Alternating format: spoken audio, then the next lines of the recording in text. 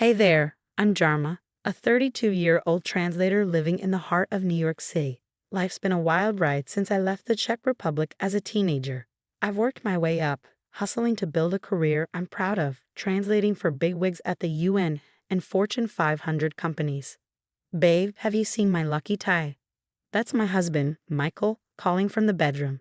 He's the sweetest guy, a dedicated elementary school teacher who can wrangle a room full of hyperactive kids but can never seem to find his own clothes. Check the laundry basket, I shout back, rolling my eyes with a smile. Moments later, Michael pops his head out, grinning. What would I do without you, Jarma? Probably show up to school with mismatched socks, I tease. Our apartment isn't anything fancy, but it's filled with love and laughter, something my brother Victor never really understood. Right on cue, my phone buzzes. It's a text from Victor. Don't forget, baby sis, engagement party this Saturday. Wear something presentable. I groan and show the message to Michael. Can you believe him? Michael sighs. Your brother's a piece of work. Are you sure you want to go? I shrug. He's still family, right? Besides, I've got to meet this Olivia he's marrying. Poor girl probably has no idea what she's getting into. Olivia Prescott. Michael raises an eyebrow. Isn't her family, like, ridiculously rich? Yep, I doubt Victor's marrying for love, I mutter. Victor's always been jealous of my success. Sure, he's got this big-shot finance job, but he's never been satisfied. Every family dinner turns into some competition. Remember last Thanksgiving? Michael says as he adjusts his tie in the mirror. I groan. How could I forget? Of Jarma still playing telephone operator for a living. I mimic Victor's condescending tone. And then he had the nerve to call teachers glorified babysitters. Michael's expression falters for a moment, and I wrap my arms around him.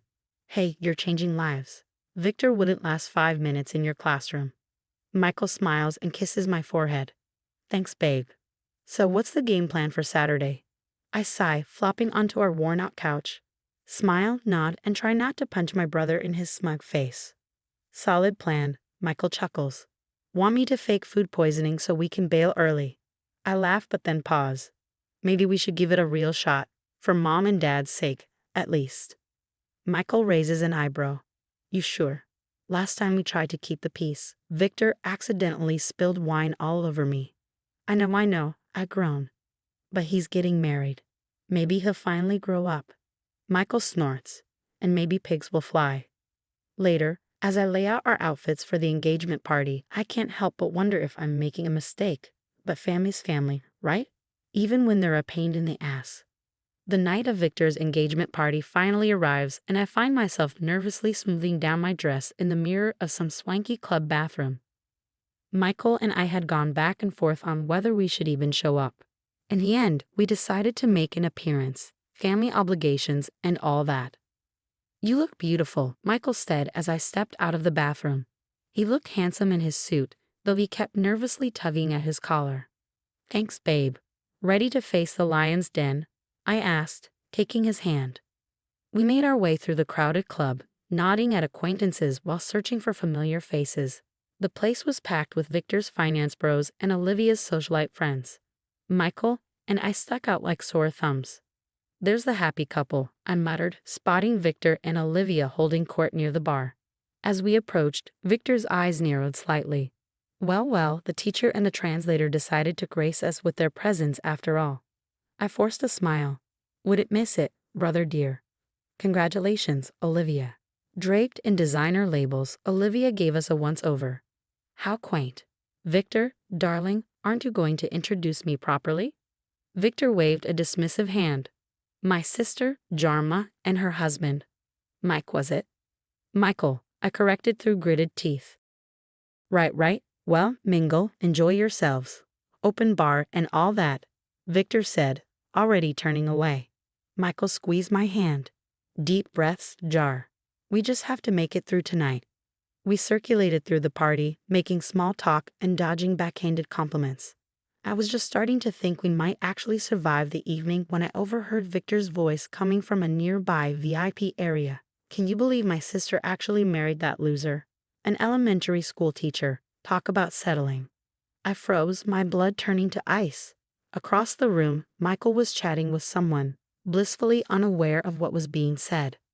"Why do you even invite them, man?" one of Victor's friends asked. Victor's laugh was sharp and cruel. "Are you kidding? It's hilarious. Plus, I get to show everyone what a charitable big brother I am, taking care of the family charity case." That was it. Fury burning in my chest, I stormed into the VIP area. "What the hell did you just say about my husband?" Victor's eyes widened briefly before his signature smirk returned. "Eavesdropping, little sister. How rude." "No, what's rude is insulting the people you supposedly care about behind their backs," I snapped. "Oh, come on, can't take a joke." Victor swayed slightly as he stood. "Everyone knows Michael's not good enough for you. Hell, you're barely good enough for this family." The words hit like a slap. "Excuse me?" "You heard me," Victor sneered. "Little Jarma, always trying to prove herself, playing translator while the rest of us do real work. It's pathetic, really." I saw red. "You arrogant, self-centered piece off. Everything okay over here?" Michael's voice cut through the tension. He must have noticed the commotion. Victor's grin turned predatory. "Oh look, it's the glorified babysitter. Tell me, Mike, how does it feel knowing you'll never be able to provide for my sister the way she deserves?" Michael's face fell, and something inside me snapped. "That's it. We're leaving. And you know what? Don't expect us at your wedding. I'm done trying to please you, Victor." I grabbed Michael's hand and started to walk away, but Victor's words followed us. "Running away again, Jarmella? Typical. You were always a disappointment." The drive home was silent, tears streaming down my face as Michael stared blankly out the window. When we finally got to our apartment, the dam broke. "I'm so sorry," I sobbed. "You didn't deserve any of that." Michael pulled me into his arms. "It's not your fault, Jar. Your brother's always been an ass." "I can't believe I kept giving him chances," I said, wiping my eyes. "No more. I'm done with him." Over the next few days, my phone blew up with messages from Victor, each one more manipulative than the last. "Come on, sis. I was drunk. You know I didn't mean it. Mom's heartbroken you're not coming to the wedding. How could you do this to the family? Stop being so dramatic. It was just a joke." I deleted every single one. No more second chances, no more toxic family drama. It was time to put myself and Michael first, no matter what anyone else thought. The fallout from Victor's bachelor party was nuclear. I dreaded making the call to my parents, but I knew I had to stand my ground. As I dialed their number, my stomach churned. "Mom, Dad, I need to talk to you about Victor's wedding." I started, my voice shaking slightly. "Oh, honey, we're so excited." Mom gushed. "Have you picked out your dress yet?" I took a deep breath. "Actually, that's what I need to tell you. Michael and I won't be attending." The silence on the other end was deafening. Then Dad's voice came through, low and angry. "What do you mean you're not attending? He's your brother." I explained what had happened at the bachelor party, my voice growing stronger with each word. But it didn't matter.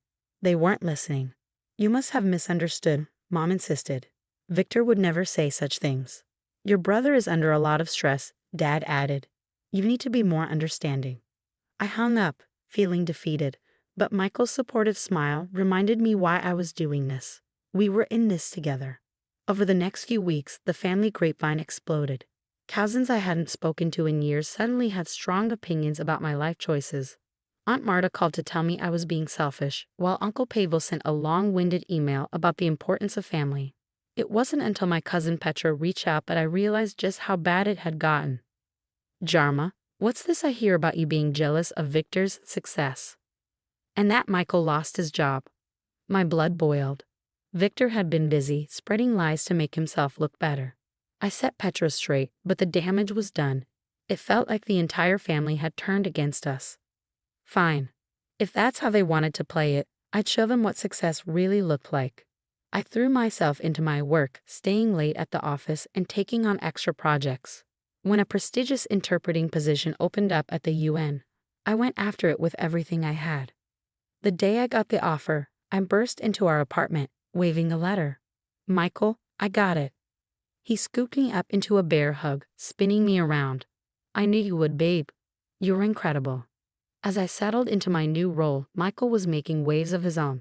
He developed an innovative teaching program that combined music and math, and the kids were eating it up. Suddenly, the school board was taking notice. One night, as we celebrated with takeout and cheap champagne, Michael's phone buzzed. He glanced at it, then did a double take. "Holy, what is it?" I asked, my mouth full of lo mein. He showed me the email.